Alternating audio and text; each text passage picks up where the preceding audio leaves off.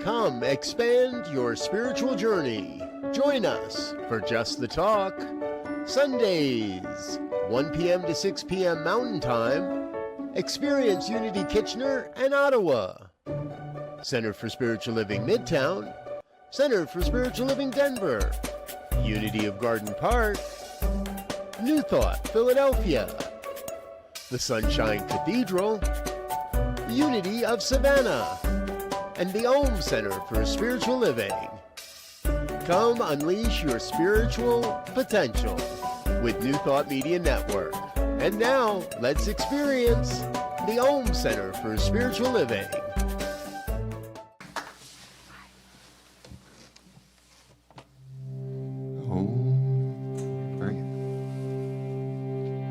So you can sing with me this Sanskrit mantra. The words are Shanti Bol. Shanti Bol. Shanti is a word for what? Peace. Peace, Sanskrit word. And Bol means hooray. Hooray for peace. So we'll sing it together. You can sing it with me as you get the tune. Shanti Bol, Shanti Bol, Shanti, Shanti Bol, Shanti Bol, Shanti Bol, Shanti, Shanti Bol, Shanti Bol, Shanti Bol, Shanti.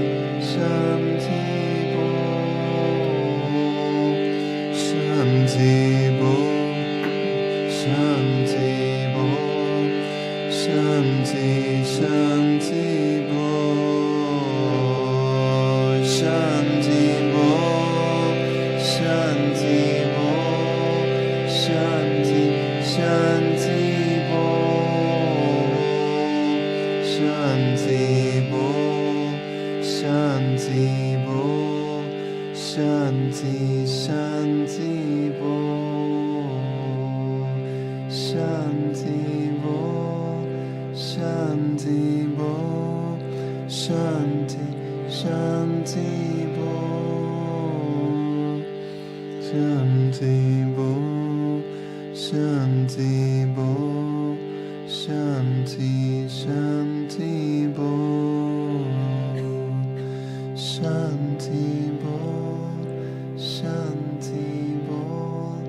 Shanti, Shanti Bol, Shanti Bol, Shanti Bol, Shanti, Shanti Bol, Shanti Bol, Shanti Bol, Shanti.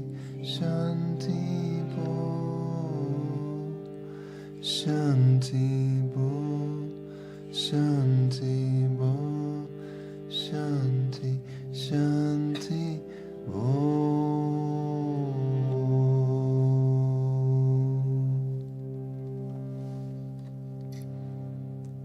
And let's take in 5 deep breaths in and out through the nose slowly, breathing in the light of that mantra.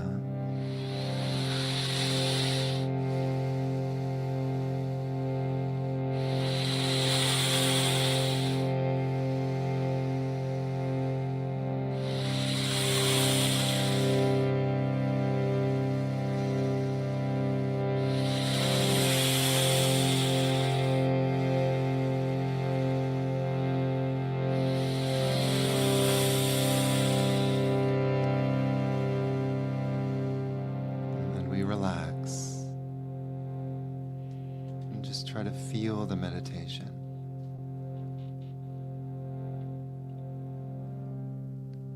I'm taking you deeper and deeper.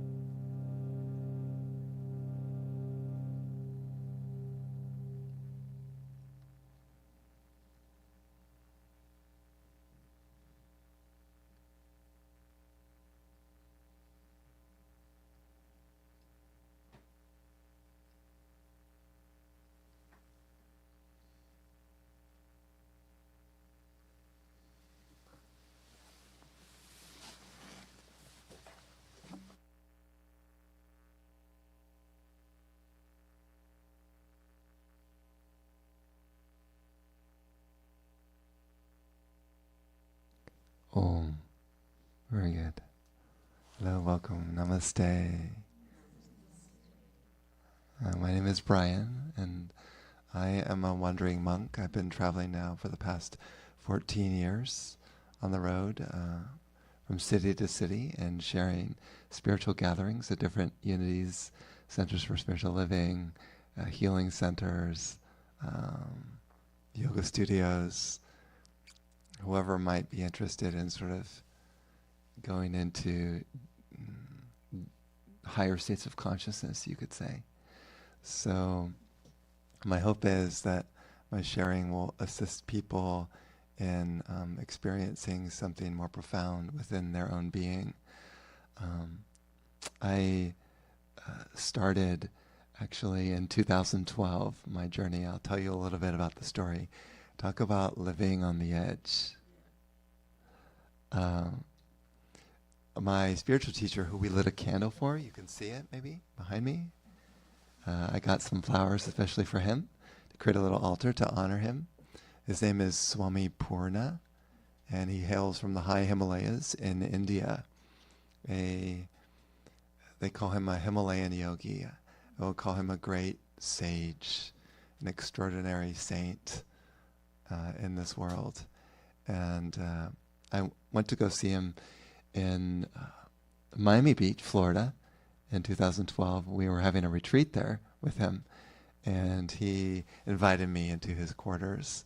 And this was, I had no idea he was going to do this. I sat down at his feet, and he said to me, "Brian, now it's time for you to renounce everything and set off on the road and start sharing these spiritual gatherings." And at that time, I had been running a financial planning firm for 12 years, and a successful, easy life, very easy. And I simply said to him, "Yes, of course." This was a 3-minute conversation.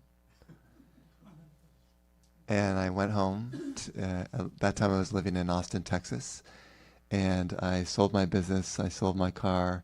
I had a little garage sale in my apartment. I gave away all my nice business clothes. I bought a van. I put a bed in the van, and then set off on the road, and just started traveling from place to place. And some of the first people who were actually genuinely interested in the spiritual teachings that I was offering were centers for spiritual living.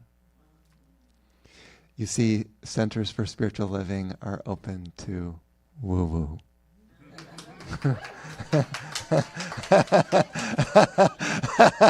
Wow, we got some clapping going there. I love that. I love that. You know what I mean by woo-woo?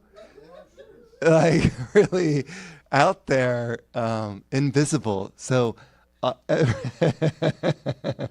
didn't know you get such a reaction like that. So what I share is in what I would call invisible teachings, invisible. So everything that I share doesn't necessarily matter so much about what I say, but rather whether you can tune into the spiritual frequency that's being transmitted through the talk and through the gatherings. That's where the real spiritual teachings are sort of, in a way, hidden. People who are not in tune to spiritual presence will have no idea what I'm talking about. You need to be kind of ripe enough to experience something this profound. And I feel like those people who have done a lot of work on themselves, psychologically, you know, who have cleared out some of their subconscious and unconscious beliefs and worries and fears and things like that, will be genuinely more open to the transmission. If a person hasn't done much of that work, it's going to be a lot harder to feel spiritual frequency. So spiritual energy is very, very subtle, very subtle. And you may ask, well, what's the point in tuning into these subtle frequencies? What are you talking about? Like, why would you do that? Come to a gathering and even just be in silence and try to feel the energy. Why? Well, I'll share with you. this world is going to change when people start tuning into spiritual power, into their own soul. When you start to kind of connect into soul consciousness, then waves of peace start flooding your whole system. Your veins, your arteries, your heart, your brain gets sort of flooded with this peaceful energy. Your whole life changes. You're so relaxed. You turn on the news and things are falling apart, and you're just simply praying for people, and with no anxiety, no worry, completely free of all that. This is what happens when you tune into spiritual frequency. Also, the spiritual energy can awaken the heart. So people, let's say, I met a lot of stoic people, very intellectual people, people who are in their head a lot. They think things through so much, very, very smart, intellectual, and kind of missing the whole point of spirituality, right? You could talk about consciousness and spirituality your whole life and yet not feel the love. So when you start to tune into the sort of emanation of the soul, it completely transforms your heart, and your whole life starts to become led. It becomes like heart-centered, led by love. So everywhere you go, you just love people. Everywhere you go, you love the animals, the plants, the bugs. Everywhere you see love sparkling. We have a bug person here, so I know she appreciates that. Oh yeah, bugs especially. So yeah, exactly. So you start really have a sort of affection for everyone and everything, and start taking care of others naturally, because you are in tune with that spiritual frequency. So this is what happens when you tune into the invisible, the so-called woo-woo. Your whole life becomes transformed, and you become a genuinely good person. Every action and thought and word is dedicated to the divine. Everything is consecrated to God. One's whole life is aligned with these sort of divine principles of love, joy, peace, sweetness, kindness, care, compassion. And so today I wanted to speak about the subject of peace in the world. And I feel like one of the major causes of the turmoil isn't necessarily because so much is going on. I feel like people are addicted to drama. So if you turn on television shows, what's the majority of television shows? Like crime shows, maybe? So people tune into crime shows. What's going to manifest in society? So it's happening now. Is it not?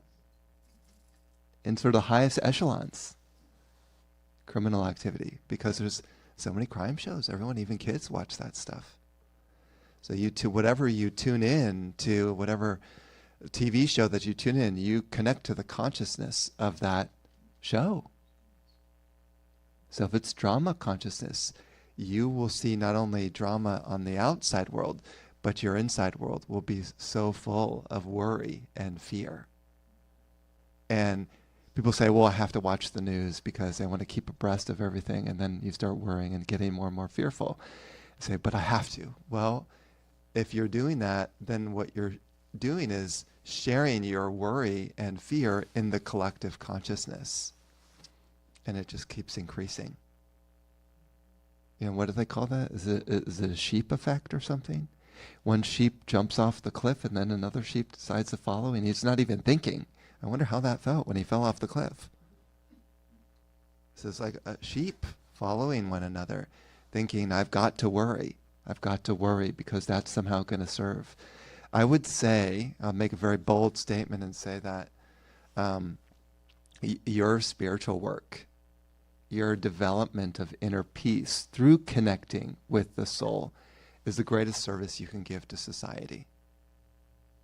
Very few of us are going to become politicians and have a huge voice in society. Very few. So what can we do?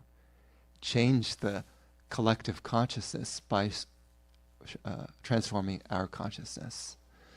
So then one may ask, well, how do you do that? How do you find a spiritual frequency, a spiritual energy? Why I ask that question is because many churches that I've gone to, their space is not filled with the Holy Spirit. The ministers oftentimes are speaking about, let's say, biblical passages, and they may be very exciting, but the energy of the minister is not attuned to the soul. So there's a sort of flatness going on in the space. Now I'll tell you, on the other hand, I want to give a kind of an opposite scenario. Recently, maybe 4 months ago or something, I was passing through Albany, New York. Decided to head west, northwest of Albany, to this Eastern Orthodox Christian monastery. A bunch of monks lived there on that property. I wanted to go see that because I'm very attracted to the Eastern Orthodox Christian tradition. So I got there and met one of the monks, and he led me around the whole property, and I met some of the other monks, and it was really sweet. And we got into the church on the property where the monks were chanting liturgy. They call it the Divine Liturgy. Mostly, and maybe some of it in Latin. And the moment I walked in to that church, I could feel the Holy Spirit. That energy was so powerful. It sent me into sort of an ecstatic meditation. I sat and listened to those monks chant, and I said, these guys have something here. So many Christian churches I visited, none of them like this. These guys were intense about connecting to something higher. And they were basing their teachings on the previous elders who had gone deep into the Christ consciousness. So they were connecting and honoring the elders. So they had pictures of all the great elders and saints that had come before, including Jesus and Mother Mary. They called it the Theotokos, the Mother Mary. And that the place was filled with light. I haven't even experienced that in any of the other centers that I've been, and I've been doing this for 14 years. These guys had something special going on. I said, this is it. And this is a mystical transmission. How do you connect to that? Why was this place special? When you've got a saint who's truly in attunement, in alignment with the energy of Jesus Christ, and that saint walks around, they're emanating like a sun, this spiritual power, this mystical energy, wherever they go. And again, if you have eyes to see and ears to hear, you will know. You'll know who's who, what's what. Who are these true mystical teachers? Get your teachings from those beings. That's where your life will change on a fundamental level. That's where your life will transform through connection to their voice, their teachings, whatever they share. I don't care if they're chanting the ABCs. It's who they are. They're living in a different plane of existence than a normal human. Tune in to those teachings, and that will take you to the beyond, where Jesus Christ was living. The true mystical Christ.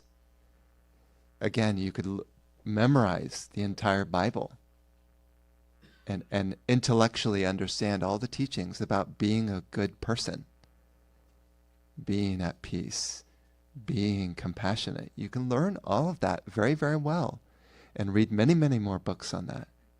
Many New Age books have come out on that, many channel books actually. But if you're not experiencing it in the spiritual dimension, then you're missing the point. And I'll share with you like a very simple story. When I first went to a spiritual retreat, my very first spiritual retreat, it was in Austin, Texas. Went to meet a guy, his name was Brian, same name. And it was a 4-day retreat. Brian was very connected spiritually. And somehow, even though I was a newbie in spirituality, I could feel the frequency that he was sharing in that space. And so maybe halfway through the retreat, we all kind of sat on the floor, laid on the floor, and we did a really deep breath practice for almost an hour. And somewhere maybe 45 minutes into after, like this kind of breathing, like really deep breathing, breathing in the Holy Spirit, breathing in the energy, I opened my eyes and my consciousness had shifted into another realm. My mind went into a meditation, like a flame turning on inside me, pushing me into this meditative state, and it never turned off. It just kept meditating me. So even until between then and now, Brian walks around in constant meditation. Everywhere is so peaceful, so full of joy, bliss, right? This sort of constant flow of meditation. So you ask about, well, do we just sit down and try to meditate and still our mind? What if your mind is always flowing in meditation, always buoyant, always lovely? What if your mind is there already? You don't need to sit in meditation to get there, to try to quiet your mind or whatever it is people do. You're a living embodiment of meditation. That's how you spread peace.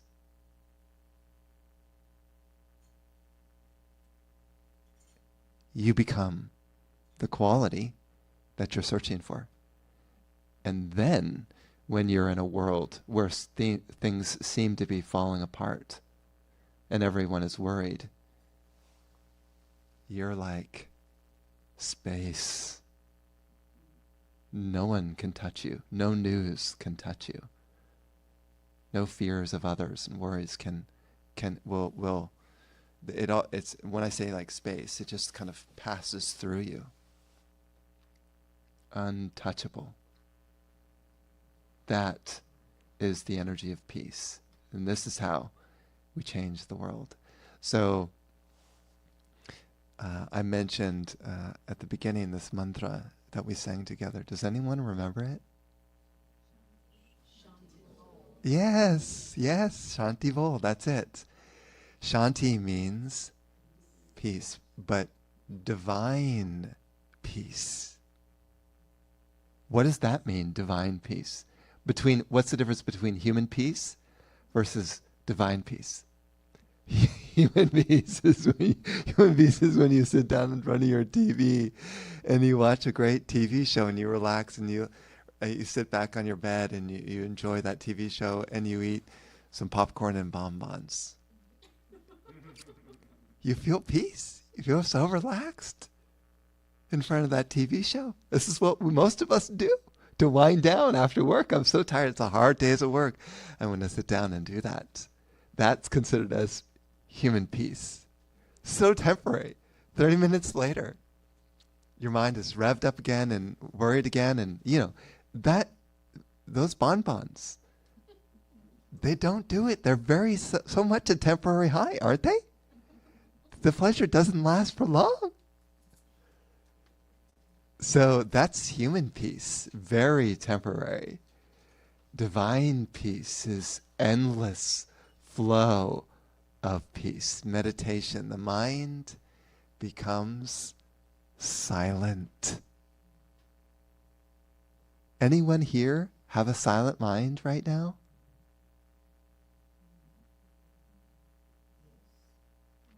No thoughts. It is such a rare state to find. But this is true spiritual peace. This is divine peace. This is what we're longing for. So we don't need the bonbons and the television show to make us happy anymore. We won't even think of doing those things. Our peace is so vast. You see, all the pleasures of the world won't even make any sense anymore. Internally, we're living in that spaciousness forever and ever. That is divine peace. That is what I would love to share. And one of the most powerful ways I found is through mantra, what we just chanted. There's a reason why I share these mantras for you, not to just have some fun singing some songs together, but to tune in to the frequency behind the mantra. The spiritual frequency, there's something hidden, deeper. All the mantras I've received have come from my teacher, Swami Purna, who is an enlightened being. So when you receive a mantra or power word from the enlightened being, now you have a piece of that guru, you have a piece of that spiritual teacher that you can take with you, and it becomes empowered, and then when you use it, it's much more amazing than if you just got it off of Google or AI. So the enlightened being helps to trigger or activate the divine force within you, so you too can experience it. If we don't have help from those great beings, it's going to be very hard to conquer human consciousness. Our mind will continue to dominate us lifetime after lifetime after lifetime. We need rocket fuel to break out of this mad mind. So I wanted to conclude with one more song for you before this is my harmonium, my companion, and I'll sing one more, which you can sing with me to sort of help you to connect.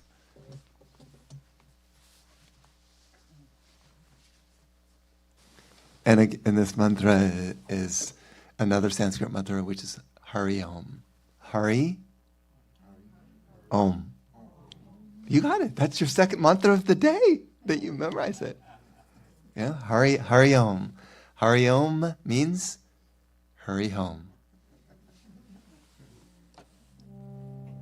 And feel free to sing with me.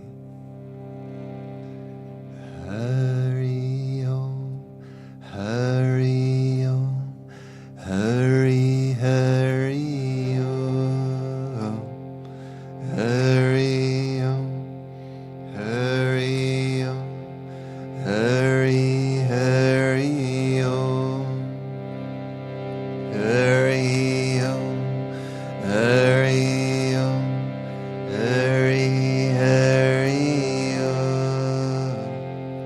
Hari Om, Hari Om,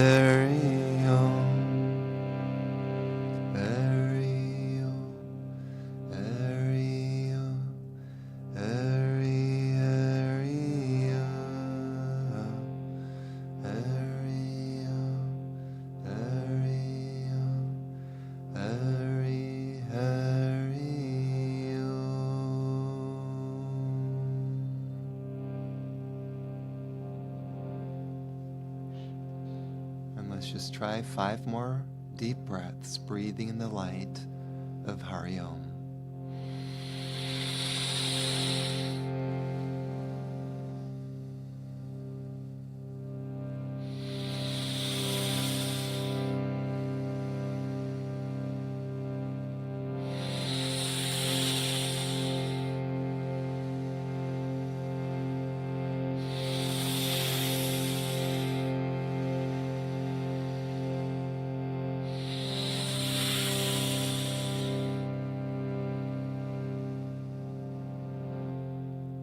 And just dive into the presence right now.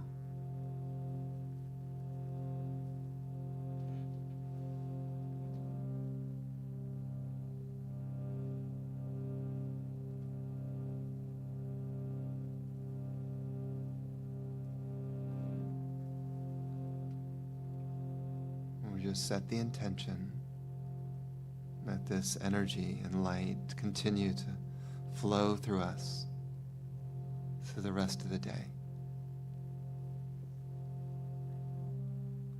That we may walk in meditation and peace with every step.